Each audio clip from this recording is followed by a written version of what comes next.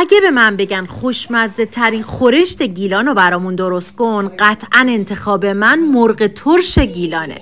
اونم فقط به روش مامان خدا بیامرزم که ما بهش میگفتیم مامان برفی. اول مرغا رو با نمک و فلفل و زردچوبه حسابی مزه‌دار میکرد و بعدم داخل روغن داغ دو طرفشون رو یه کوچولو سرخشون میکرد. بعدم با یه مقداری آب، اونم اونقدری که روی مرغا رو نپوشونه، به مرغا زمان میداد تا مرغا بپزن. سبزی سرخ شده مخصوص مرغ ترشم که از قبل همیشه آماده داشت و میریخت داخل تابه گرمشون میکرد.